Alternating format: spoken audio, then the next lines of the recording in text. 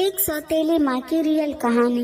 एक व्यक्ति था, उसकी पत्नी का देहांत डिलीवरी के दौरान हो गया था, परंतु किसी तरह बच्चा हो गया था। छोटा बच्चा माँ के बिना कैसे संभाला जाएगा, ये एक बहुत ही चिंता का विषय हो गया था। कई मित्रों व सगे संबंधियों के कहने पर उसने पुनः विवाह किया।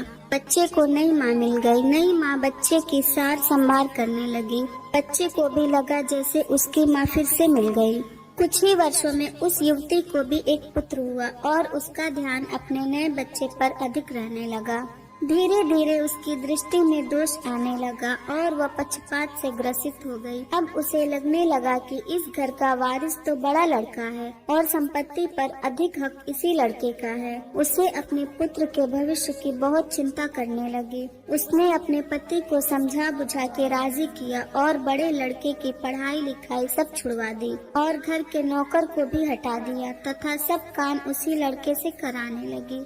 बच्चे के ऊपर विपदा आ पड़ी। वो अभी दूसरी कक्षा में ही था और दुनियादारी कुछ नहीं जानता था। उसे यही लगता था माँ ने सही किया होगा। घर का सारा काम करते करते उसका पूरा दिन बीत जाता था। धीरे धीरे माँ ने उसे समझा दिया कि उसका असली कार्य अपने छोटे भाई की सेवा ही है और उसका छोटा भाई ही असली मालिक है। बच्चे ने माँ की आज्ञा मान ली और सदा ही अपने भाई की सेवा संभाल में तत्पर रहने लगा। अब वो बड़े लड़के को जरा जरा सी गलती होने पर डांटने और मारने भी लगी थी ताकि उस पर एक भय बना रहे। वो कोई अच्छा से अच्छा काम भी करता तो उसकी सौतेली माँ उसे बिल्कुल बेकार बताती, लेकिन फिर भी बालक के मन में माता के लिए प्यार ही उभरता। वो उसे सौतेली माँ नहीं मान पाता था। उस औरत ने घर के पूजा पाठ की भी जिम्मा भी उसी बच्चे को दे रखा था। अतः उस बालक की बुद्धि धीरे धीरे आध्यात्मिक होने लगी। जैसे जैसे वो बड़ा होने लगा उसे सच्चाई समझ में आने लगी, लेकिन वो अपना सब दुख भगवान से ही कहकर संतोष कर लेता था और उसका सारा दुख समाप्त हो जाता था। पिता से वो बहुत प्रीति करता था और जानता था कि पिता उसकी स्थिति से बहुत दुखित रहते हैं, लेकिन वो उनसे हमेशा माँ की बड़ाई ही करता था। पिता का होना ही उसके लिए बहुत था, परंतु उसके पिता भी एक बीमारी में चल बसे और वो बिल्कुल अकेला हो गया। बस भगवान ही उसके रह गए थे। समय बीतने लगा और दोनों बच्चे बड़े हो गए। अब घर का सारा अधिकार सौतेली माँ के हाथ में था। योजना के अनुसार बड़े बच्चे की शादी उस औरत ने बहुत ही गरीब घर में व अनपढ़ औरत से करी तथा अपने पुत्र की बहुत ही बड़े घर में वो पढ़ी लिखी युवती से करी। उसने बड़े लड़के को नौकरों वालों घर में एक घर दे दिया और उसकी पत्नी को भी बता दिया कि उसका असली कार्य मालकिन यानी छोटी बहू की सेवा करना ही है। छोटे लड़के के लिए उसने बहुत बड़ा भवन बनवाया था और स्वयं उसी में उन्हीं के साथ निवास करने लगी। बड़ा लड़का खुशी से अपना जीवन व्यतीत करने लगा और पत्नी के साथ माँ व छोटे भाई के परिवार की सेवा करने लगा।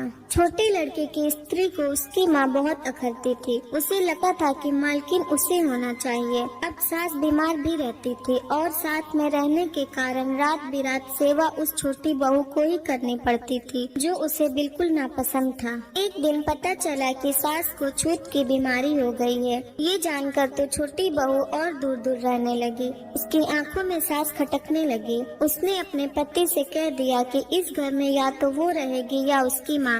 छोटे लड़के पर अपनी पत्नी का जादू चढ़ा हुआ था। उसने अपनी माँ को घर से बाहर निकाल दिया और उसे वहीं नौकरों के घर में रहने को कह दिया। अब माँ भी वृद्ध हो गई थी और अचानक हुए इस घटनाक्रम से एकदम बदहवास हो गई। उसे अपने जीवन भर की पूंजी व्यर्थ जाती दिखी। वो तो अपने इस बेटे के ऊपर पूरी तरह निर्भर थी। उसने सपने में भी ऐसा नहीं सोचा था। उसे लगने लगा कि अब उसकी सेवा कौन करेगा। उसने आत्महत्या करने का निर्णय ले लिया और गंगा में डूबने चल दी।